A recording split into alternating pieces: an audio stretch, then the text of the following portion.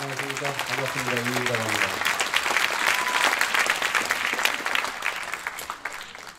구로사람 이인희라는 표현을 많이 들었습니다. 여기 와서. 그리고 오늘 우리가 그 북콘서트를 하는 이곳도 구로이고요. 그 구로가 선생님한테 있어서 작가 본인에게 어떤 특별한 장소인지를 잠깐 설명하는 걸로 이야기를 시작할까 봐요. 구로동은 어차피 제가 광주항쟁 때 이미 대학을 포기했으니까 그러다가 여기저기 떠돌아다니다가 구로동에 들어와서 노동운동하는 사람들을 만나게 되고 그러면서 인생이 노동운동의 길 쪽으로 이렇게 빨려 들어가고 그 과정 속에서 많은 것들을 보고 겪고 그러면서 글을 쓰게 됐고 내 인생의 새로운 시발점 같은 곳이 구로가 아니었는가 그렇게 생각합니다. 네. 이 건너간다라는 책은 그 날개 달린 물고기 후 12년 만에 발표를 하셨고요. 그리고 또한 전작 폐허를 보다로는 만해문학상을 받기도 하셨습니다. 네. 자, 그런 이후에 12년 만에 어떤 마음으로 쓰시게 되신 건가요? 아니면 그 12년의 기간 동안은 그 작가 본인에게는 어떤 시간들이었을까요? 12년 이제 그만 소설을 뭐 안 쓰려고 해서 접었던 건 아니고요. 후기나 이런저런 이야기 속에서 밝혔듯이 가정을 거의 등 뒤에 놓고 살았기 때문에 그러다 이제 뭐 아내가 아프는 바람에 모든 걸 다 내려올 수밖에 없었고 그러다가 이제 다행히 좋아지는 바람에 글을 다시 쓰게 됐는데 이제 글은 못 쓸 줄 알았습니다. 후기 같은 데 여기 밝혀놨지만은 이미 글을 안 쓴 지가 10년 가까이 됐고 그래서 다시는 글을 못 쓸 줄 알았는데 이제 뭐 나이 들어서 다시 공장에 들어가고 공장에서 일을 하면서 인생이 그렇게 묻히는 게 내가 불쌍하더라고요.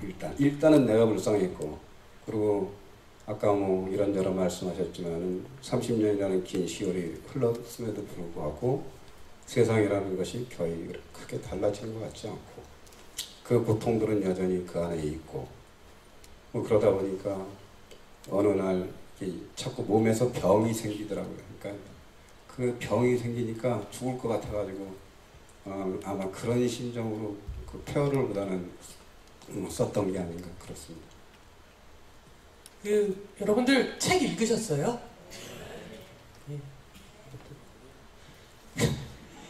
아시죠? 원래 어떤 루틴 같은 거예요. 추석이나 설 선물은 강정에서 사시면 되고요. 아니면 생일 선물 같은 경우는 그에 참석하셨던 북콘서트 그 책을 주로 생일 선물로 하시면서 1년을 보내시면 그리고 딱 좋죠. 이렇게 3월에 북콘서트라는 건 나머지 기간들이 꽤 있기 때문에 보통 뭐 10권도 사가시고 20권도 사가시고 그러십니다. 근데 다 읽으셨을 거라고 생각하고 저는 책을 읽으면서 첫 번째로 울컥했던 문단이 있어요. 나는 이 세계에 희망이라는 거대 담론을 제쳐두더라도 내가 품고 살 수 있는 작은 희망을 찾고 싶었다. 폐허를 넘어서 희망을 건져 올리듯 소설을 쓰면서 내 상처를 치유하고 싶었다. 어쩜 이것은 소설 대신 영화 또는 음악, 시, 무엇을 갖다 놔도 창작하는 사람들이 가슴속에 품고 있는 약간은 서슬퍼런 그런 걸 거예요. 그런 면에서 어떻게 보면 작은 희망 또는 어떤 치유 이런 마음에서 선택하신 것이 놀랍게도 자기로부터 시작된 이야기셨어요. 사실 그거는 되게 위험하기도 하고 어렵기도 하고 그죠? 그러니까 이 세상에서 제일 위험한 작품이 자기 얘기를 영화하거나 자기 얘기를 소설로 하거나 자기 얘기를 하는 거라고 생각을 하거든요. 가장 힘들었던 부분은 어디였을까요?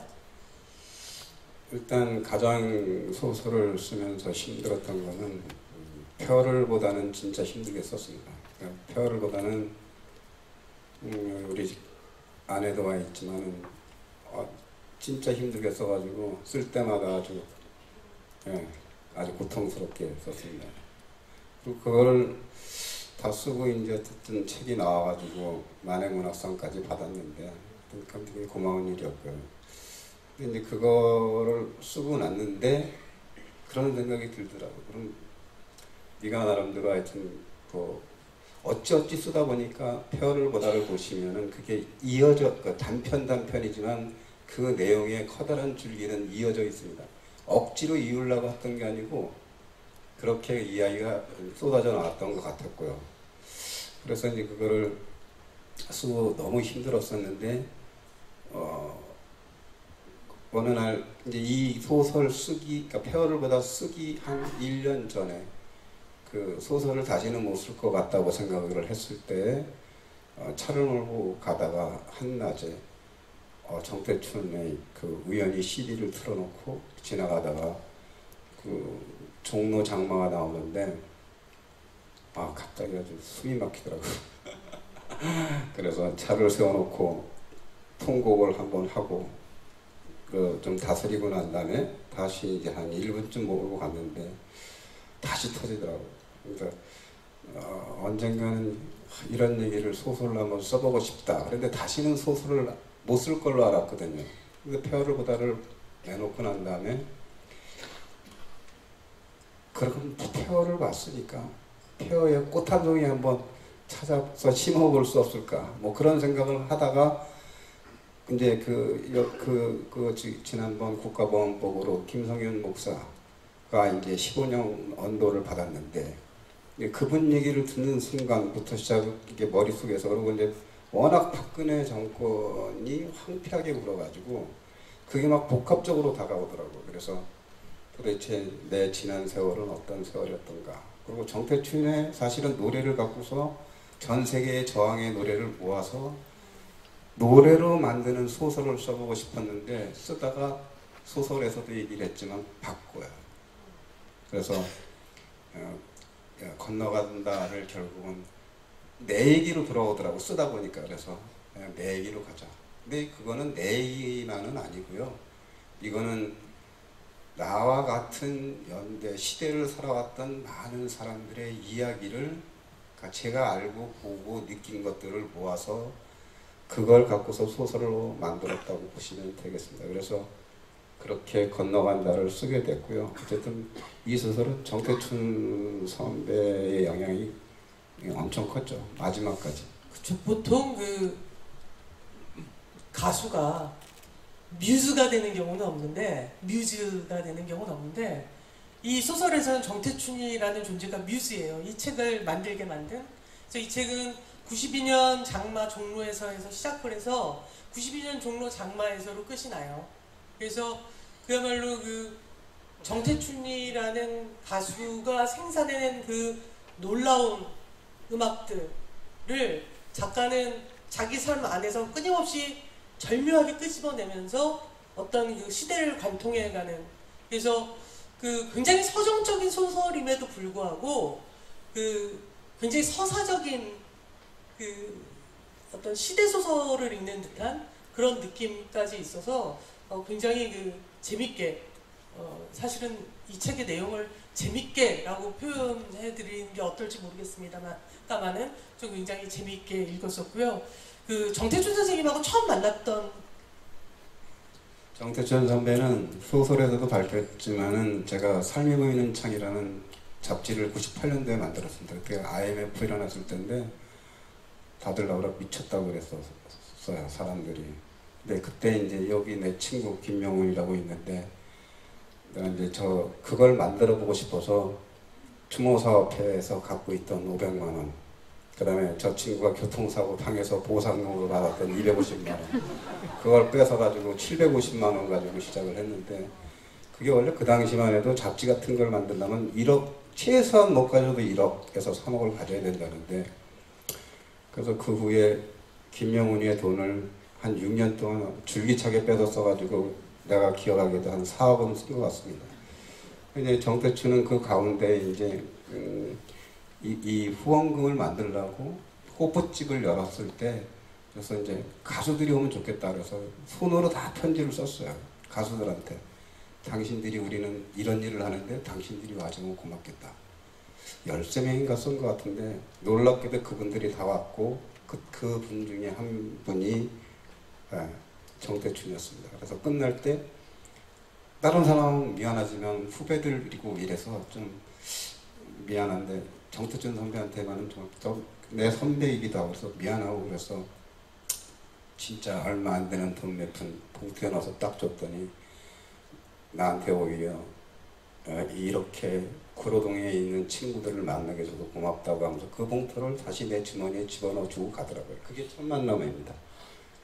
그러니까 이 소설을 읽으면요, 아마 그 작가와 동년배가 아니더라도 좀 저 같은 경우 이제 한 8살 정도 아닌가? 좀 더 차이가 나네요. 58년생이시고 제가 66년생이니까 뭐 한 뭐 그렇게 큰 차이가 나진 않죠. 그런데 그 책을 읽으면서 나의 그 시절을 끊임없이 생각하게 만들어요. 그래서 저 같은 경우는 그 정태춘 님이 처음 그 음악을 발표하신 게 1978년도인데 그때 제가 중학교 1학년이었었는데 그때 그 수학 선생님이 정태춘 님의 엄청난 팬이었어요. 그래서 수업 시간에 막 틀고 시인의 마을을 심지어 이분이 방송반 담당 선생님이셨는데 점심시간에 한 달 동안 이 노래를 계속 이 노래만 트는 거예요. 그래서 어느 날 도저히 못 견디겠다라는 생각이 들어서 노래가 좋고 나쁘고를 떠나서 그래서 몰래 방송실에 들어가서 그 LP를 걷어내고 숀 캐시디 음악을 틀었다가 한 달 동안 청소를 하며 숀 캐시디나 미국에 있는 그 사람들은 과연 나의 이런 노력을 알까? 뭐 이런 생각을 잠시 한 적이 있었는데 그런 것처럼 굉장히 쓸모없는 전혀 다른 기억임에도 불구하고 이 작가의 기억이, 과거의 기억이 끊임없이 현재의 나하고 맞닿게 만드는 건 나의 기억인 것 같고요. 또 하나가 뭐냐면 보통 이런 회고를 할 때 굉장히 몹쓸 태도 중에 하나가 감히 말씀드리면 그땐 그랬지? 그땐 정말 그랬어? 뭐 이러면서 이렇게 되게 도인이 된 것처럼 기억을 할 때 굉장히 읽는 사람은 때때로 기분이 나빠지거든요. 근데 이 소설은 그 회고하듯 기억하는 것이 아니라 바로 지금 내가 노동하는 현장의 어떤 모습 안에서 기억을 해냅니다. 그러니까 전 그것이 너무 좋았었어요. 그러니까 옛날엔 그랬어가 아니라 옛날의 나와 지금의 나 사이에서 다른 것과 같은 것 사이를 끊임없이 성찰해내는 그런 문장들이 되게 좋았는데 그래서 되게 궁금해지는 게 그 지금 그 소설책에 나오는 지금 일하고 있는 그 찐빵 공장 그분들이 너무 전 좋았거든요. 근데 그분들은 이 소설을 읽으셨나요 혹시? 페어를보다는 읽어보셨고요. 예. 그다음에 지금 소설은 아직 못 만났습니다. 그러니까 알고는 있으세요. 그래서 다들 그 공장에 지금 소설가 훈기가 여전히 다니고 있는데 그 친구한테 이제 얘기를 듣고 자기들 이름이 나왔다고 그 이름값 돈 달라고 그런 그 글을 봤습니다. 그래서 저한테는 굉장히 소중한 사람들인데 아직 죄송하지만 못 만났고요. 좀 지나서 다들 모시고 한번 술 한잔하고 책 드리려고 하고 있습니다. 그 왕언니는 너무 좋아할 것 같아요. 그분이 야, 내가 이 작가한테 영향을 끼쳤구만 뭐 이런 생각하실 것 같아요. 예. 그래서 그분이 이렇게 김치도 담근 것도 가끔 주시고 그러는데 아주 아름다우신 분인데 70인데 진짜 아름답습니다. 마음도 아름답고 그리고 그 소설에도 밝혔지만은 그분이 공장의 불빛이라는 소설을 단 이틀 만에 일 끝나고 집에 가서 그거 읽고 와가지고 일하면서 내 귀에다 대고 딱 그러더라고요. 우린 참 바보죠 그러더라고요. 예? 그랬더니 우린 왜 이렇게 노예처럼 살면서도 말은 못하고 우린 바보죠. 이게 실제 그분의 멘트입니다. 그래서 그분들이 저한테 보이지 않게 많은 것들을 뭐 가르쳐줬다고 할 수 있겠죠. 네. 그래서 아마 읽으시면 정말 모두들 그 왕언니한테 푹 빠져버리실 거라고